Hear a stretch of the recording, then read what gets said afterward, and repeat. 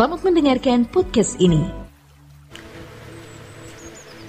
Saudaraku sekalian, di dalam kehendak bebas yang Allah berikan kepada masing-masing individu, Allah bukan hanya memberi kebebasan kepada manusia apa yang patut dilakukan dalam kaitannya dengan moral, apa yang baik dan yang jahat. Tetapi Allah juga memberi kebebasan kepada siapa manusia menyembah, memuja, dan menjadikan sesuatu sebagai sesembahan atau yang kita kenal sebagai Allahnya atau dewanya. Dalam fakta kehidupan tidak bisa dibantah, di mana manusia dapat menciptakan, dapat membangun Allah masing-masing. Mereka dapat membangun, menciptakan Allah yang kepadanya seseorang memuja, menyembah, mengadakan seremonial atau ritual atau pengabdian. Dan hal itu dapat kita jumpai dalam berbagai bangsa dan suku di dunia ini. Sehingga ada banyak agama, ada banyak kepercayaan, ada banyak ritual dan seremonial, saudaraku. Ini adalah tatanan di mana Allah di dalam kedaulatannya menata, membuat order atau tatanan makhluk ciptaan yang disebut manusia, saudaraku, memiliki kebebasan untuk memilih. Bukan saja apa yang dilakukan terkait dengan moral, tetapi objek pemujaan, objek penyembahan atau sesembahannya. Fakta bahwa manusia memiliki kehendak bebas atau kedaulatannya sendiri yang dijagai oleh kedaulatan Allah, di mana di dalam kedaulatan Allah, Allah menetapkan tatanan itu dan tidak merusaknya, sudah tercermin, sudah nyata dalam kisah kitab Kejadian pasal 1, pasal 2, pasal 3. Khususnya pasal 3 mengenai kejatuhan manusia pertama ke dalam dosa. Dan ini tidak terbantahkan. Jangan coba-coba diubah. Allah memberi manusia kebebasan untuk bertindak, melakukan segala sesuatu. Walaupun tentu dalam keterbatasan sebagai makhluk ciptaan yang tidak mungkin dapat menyamai Allah. Tetapi dalam keterbatasannya manusia dapat menentukan nasibnya sendiri. Dapat menentukan keadaannya sendiri. Dan itu nilai kesempurnaan yang dimiliki manusia. Di mana manusia dapat menentukan keadaan, nasib atau destininya sendiri. Nah, terkait dengan kebebasan manusia, bukan saja dapat melakukan segala sesuatu yang terkait dengan moral, tapi terkait dengan objek penyembahan. Dalam lingkungan orang Kristen, di dalam sejarah gereja pun kita melihat di mana Allah memberi kehendak bebas ini. Orang-orang Kristen dapat membangun berbagai doktrin, ya, dan ajaran yang di dalamnya atau melaluinya mereka dapat menciptakan atau membangun Allah versi masing-masing, Yesus versi masing-masing, Roh Kudus versi masing-masing. Dan di dalam sejarah gereja itu tidak terbantahkan. Dari yang paling mistis sampai yang paling rasional. Dari yang paling mistisis sampai rasionalis ada. Dan itu terjadi atau berlangsung sampai hari ini. Alkitab ini, saudaraku, terbuka terhadap kemungkinan berbagai penafsiran. Ya. Alkitab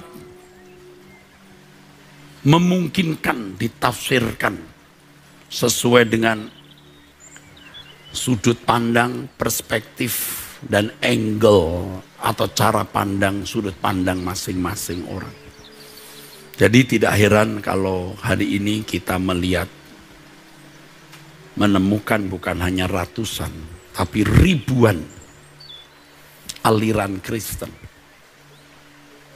Dari aliran besar atau terbagi kepada aliran yang lebih besar sampai aliran yang kecil-kecil. Bukan hanya terbagi antara gereja timur, gereja barat.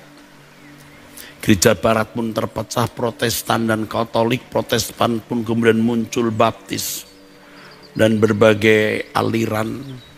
Lalu muncul karismatik di awal abad 20. Karismatik pun ratusan bahkan ribuan, saudara.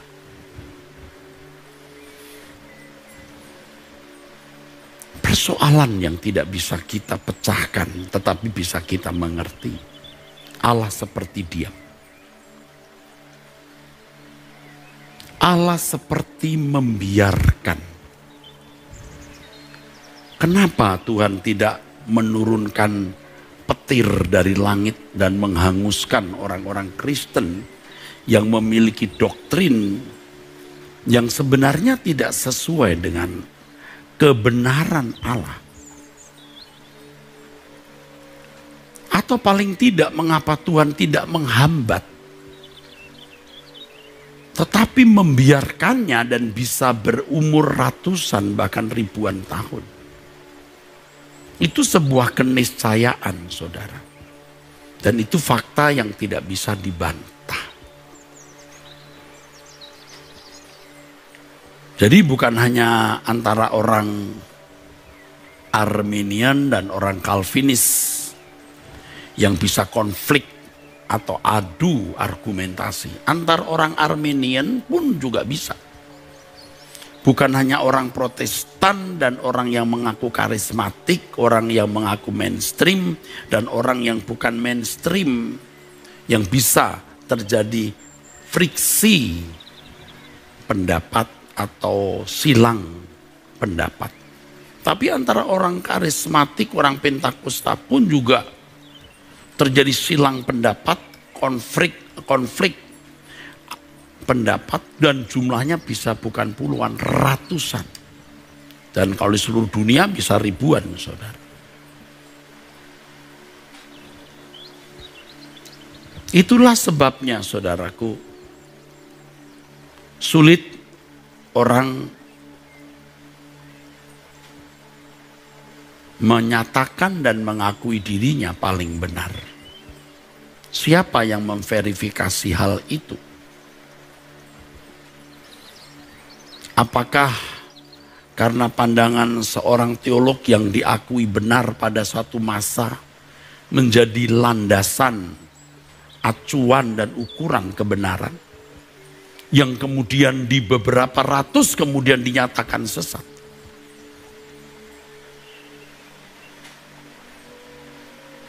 Ya, pandangan yang diakui benar di beberapa ratus tahun kemudian diakui sesat. Dan Tuhan juga seakan-akan diam dalam konflik seperti ini. Nah, yang menjadi korban dan yang kasihan itu jemaat. Sementara para tokoh-tokoh pemikir beradu argumentasi, sampai pada tingkat saling menuduh. Yang satu menuduh yang lain sesat, yang dituduh sesat mengatakan bahwa yang menuduh sesat itu yang sebenarnya sesat. Kalau di abad pertengahan sampai pada konflik berdarah. Jemaat bingung. Dan sekarang dengan adanya media sosial ini lebih gencar, saudara. Karena siapapun bisa buka suara, bisa buka mulut. Mengupload apa yang menjadi pandangannya sehingga bisa dibaca banyak orang. Lalu bisa mengklaim bahwa ajarannya paling benar, kelompoknya paling benar, ada kelompok yang salah. Yang kasihan itu jemaat, saudaraku. Saudara, saya tidak berdiri di mana-mana, saya berdiri di kaki saya sendiri. Dan menunjukkan kepada saudara realita hidup seperti ini, fenomena real seperti ini, fakta empiris, fakta kenyataan hidup seperti ini. Terutama dalam lingkungan orang beragama dan lebih sempit lagi dalam lingkungan orang-orang Kristen. Tuhan memberi kebebasan saudara menciptakan Allah macam apa. Dan terus terang yang paling lebih variatif itu orang-orang atau kelompok karismatik. Yang siapa saja bisa mengklaim bertemu Tuhan, diajar Tuhan. Tuhan itu begini, begitu, begono, begini. Kalau di gereja-gereja mainstream masih ada rambu-rambu, barrier yang kuat melalui sekolah teologi, dan dogmatika atau sistematika dogmatika yang dianggap tentu benar, dianggap mereka benar, tentu dianggap mereka benar. Para pendeta-pendetanya harus lulus dari sekolah-sekolah tinggi teologi tertentu di mana sinode mereka berafiliasi atau berkiblat atau bekerja sama. Tetapi di gereja-gereja karismatik yang jumlahnya banyak ini, gereja-gereja Pentakosta, yang juga menekankan pengalaman-pengalaman subjektif, pengalaman yang juga sering disebut batinia, pengalaman spontan, ini variatif sekali, saudara. Ibu rumah tangga yang tidak pernah sekolah SMA saja tidak lulus. Begitu jadi pendoa syafaat, lalu mengaku mendengar suara Tuhan. Di negara kita yang percaya kepada hal-hal yang bersifat supranatural atau mistik, gampang dipercayai lalu jadi seorang yang dianggap juru bicara Tuhan. Dipanggil ibu rohani, bunda. Dan tentu orang-orang seperti ini bisa mendapatkan nafkah dari kepercayaan orang Kristen terhadap dirinya. Dan dari dulu saya sudah menemukan orang-orang seperti itu. Banyak berdoa katanya, mendengar suara Tuhan. Ayat-ayat Alkitab juga hafal. Saudara, jadi nabiah-nabiah. Kegelapan meliputi dunia, bukan hanya di dunia sekuler dengan perilaku yang jahat, bejat, tetapi di lingkungan orang-orang Kristen pun awan hitam membayang, kekacauan terjadi.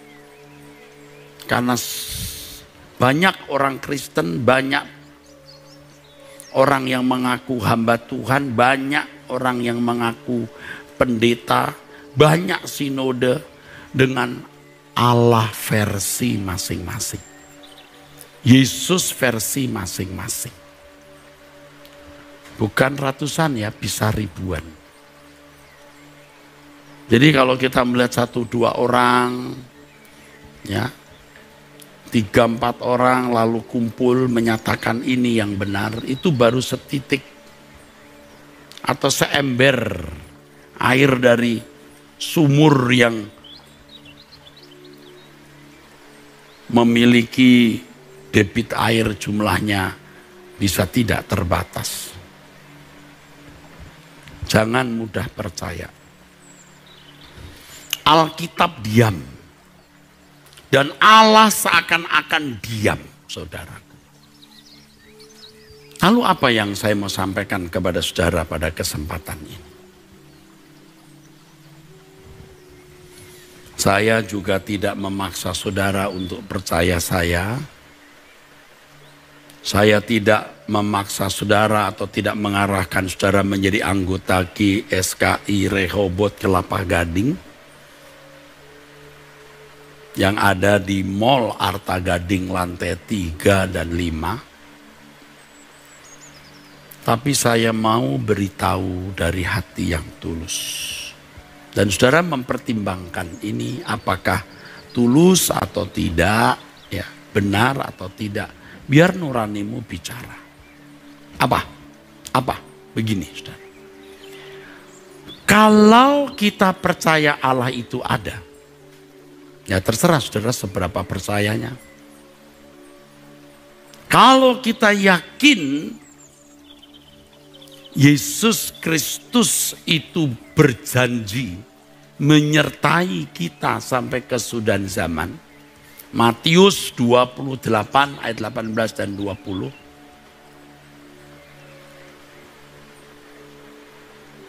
Saudara harus menemukan dia secara pribadi. Mengalami dia secara pribadi.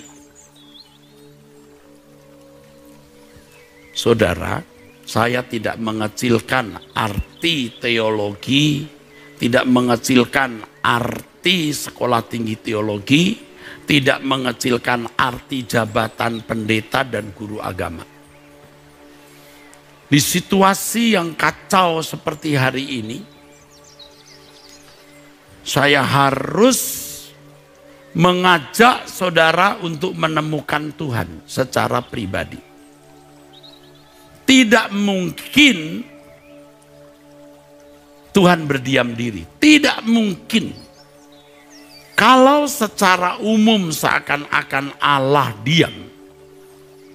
Tetapi kalau ada orang yang sungguh-sungguh mencari wajahnya, mau menemukan dia, pasti orang itu menemukan Tuhan. Tidak mungkin Allah membuat syarat untuk menemukan dia harus tahu teologi dulu. Harus sekolah teologi dulu, bersertifikat, berijazah, bergelar. Dengan gelar kesarjanaan teologi. Bayangkan berapa banyak orang yang tidak pernah tersentuh teolog.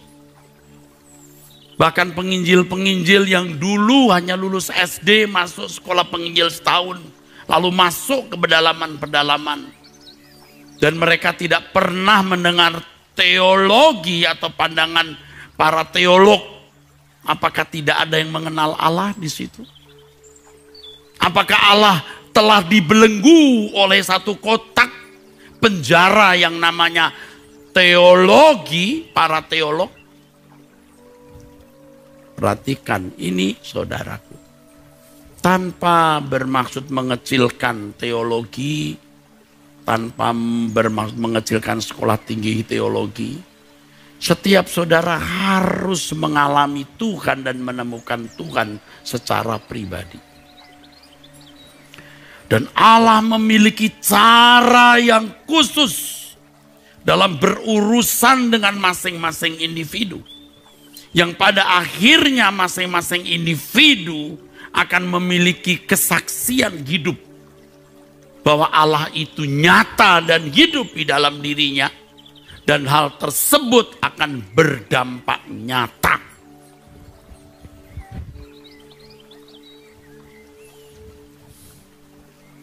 Saudara, kalau kita belajar mengenai iman,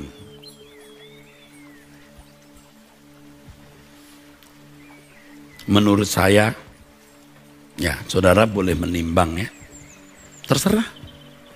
Menurut saya, banyak teolog yang mati di perpustakaan, mati rohani. Pendeta juga mati dalam ruang belajarnya. Lalu orang-orang mati ini berkhotbah, jemaat mati kabeh, mati semua. Iman dirumuskan sebagai percaya. Dan walaupun tidak diucapkan, fakta dalam kehidupan orang-orang Kristen, saya dari kecil Kristen, terlahir dari Kristen, jadi melihat fakta ini. Pokoknya mengaku Yesus Tuhan dan Juru Selamat, selamat. Atau itu percaya. Padahal kitab Roma pasal 3, pasal 4 jelas bahwa iman yang dimaksud itu imannya Abraham. Apa itu imannya Abraham? Bukan hanya percaya Allah itu ada, Yakobus pasal 2 menulis itu. Kalau hanya begitu setan pun percaya dan gemetar. Iman itu penurutan terhadap kehendak Allah. Kehendak Allah yang tidak berpatokan pada hukum. Atau lebih dari berpatokan hukum. Nah, zaman Abraham belum ada hukum kok. Tetapi apapun yang diperintahkan Allah kepada Abraham, Abraham lakukan. Itu iman. Di sini satu hal yang penting jadi pilar utama, harus ada connect antara Allah dan manusia, antara Abraham dan Allah, sehingga Abraham mengerti dengan tepat apa yang Allah kehendaki dalam hidupnya, yang sangat spesifik, sangat khusus dalam hidupnya. Nah, bangsa Israel tidak memiliki seperti itu. Yang dimiliki bangsa Israel sebelum zaman anugerah, kehendak Allah diwakili hukum. Jadi mereka melakukan hukum itu beriman. Mereka memiliki syahadat, Shema Israel, mengaku bahwa Allah itu esa, cukup. Melakukan hukum cukup. Plus seremonial di kemah suci atau bait Allah cukup. Itulah cara beriman model orang beragama. Dalam hal ini agama Yahudi, agama Samawi. Tetapi ketika zaman perjanjian baru di mana orang percaya diberi meterai Roh Kudus. Roh Kudus tubuh menjadi bait Allah loh. Terbuka itu pintu untuk connect, untuk hubungan dengan Allah. Orang percaya harus memiliki iman seperti iman Abraham. Maka ada orang-orang non-Yahudi yang dianggap sebagai keturunan Abraham oleh iman. Oleh iman maksudnya apa? Nah, ini salahnya. Oleh iman itu percaya Yesus sebagai Tuhan dan Juru Selamat saja. Itu salah. Jelas harus mengaku Yesus sebagai Tuhan dan Juru Selamat. Itu mutlak. Tetapi harus hidup di dalam penurutan terhadap kehendak Allah. Kehendak Allah secara pribadi dalam hidup masing-masing.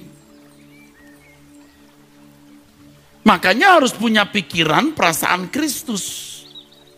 Seperti Yesus melakukan kehendak Bapa, itu lebih sekedar melakukan hukum dan menyelesaikan pekerjaannya. Maka kalau kita memiliki pikiran perasaan Kristus, kita juga menemukan apa yang Allah ingini dalam hidup kita, apa yang Allah rencanakan dalam hidup kita, dan kita melakukan kehendaknya tersebut secara spesifik sesuai dengan pergumulan persoalan hidup kita masing-masing.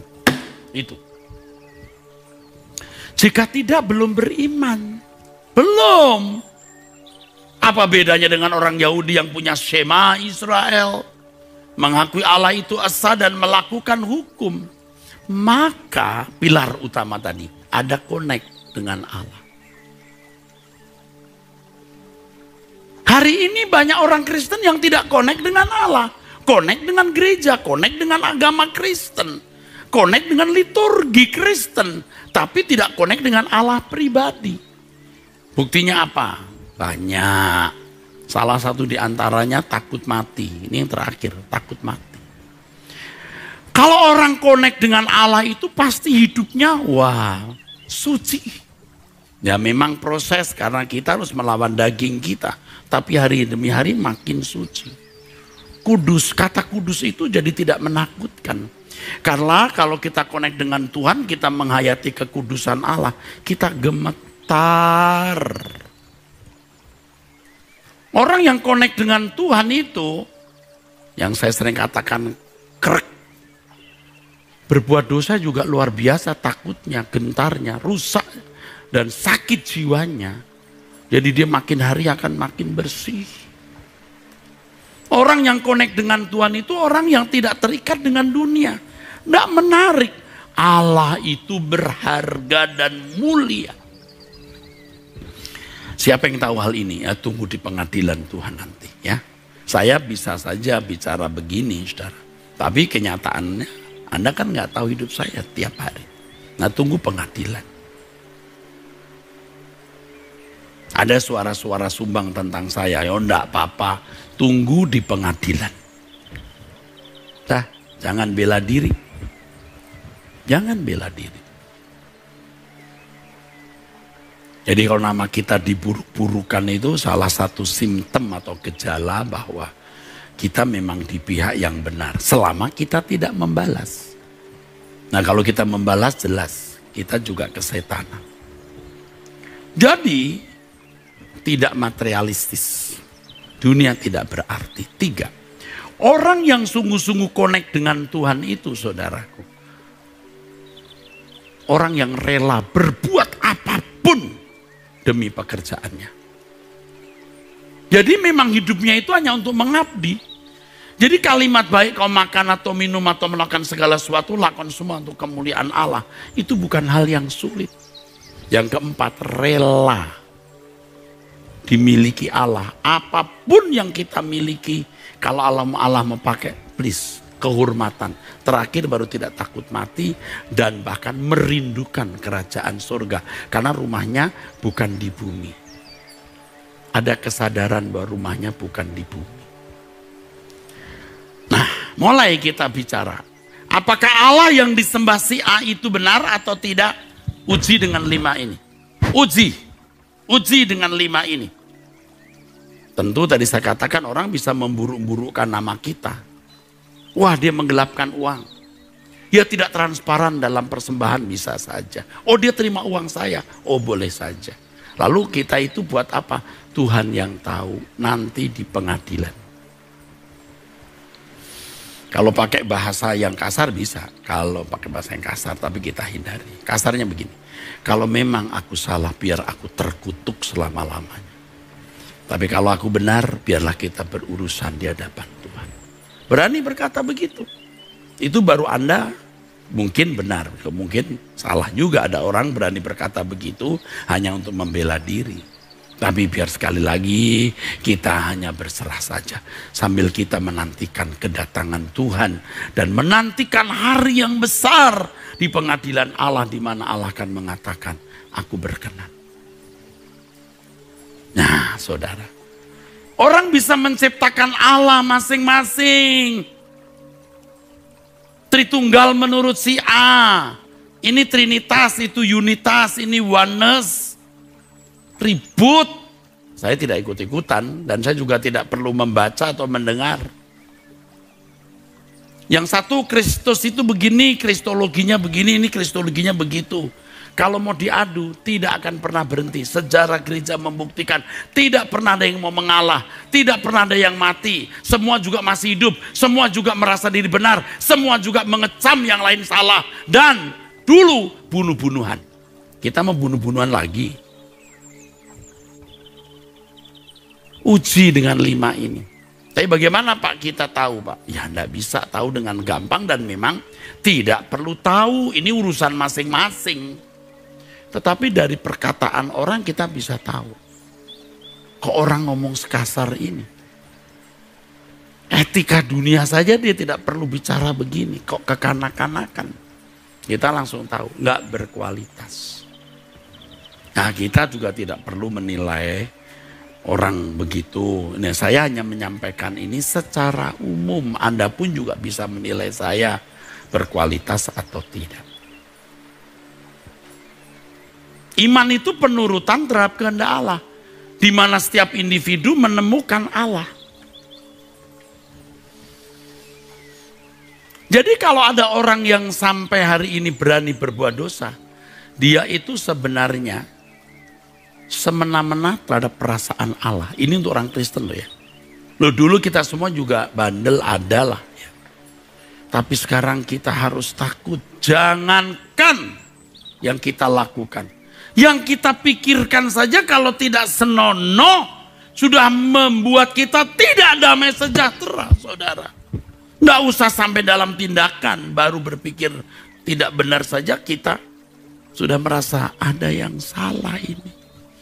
Terganggu jiwa kita. Saudara kalau ketemu Tuhan Yesus berani enggak? Saudara berkata begini, Tuhan aku bela engkau. Aku habisi para penyesat-penyesat itu. Aku punya buku-buku yang membuktikan mereka salah. Aku punya banyak pandangan teologi untuk membuktikan mereka sesat. Jangan sampai diludahi malaikat. Tuhan hanya mau melihat apakah engkau punya wajah Yesus. Itu.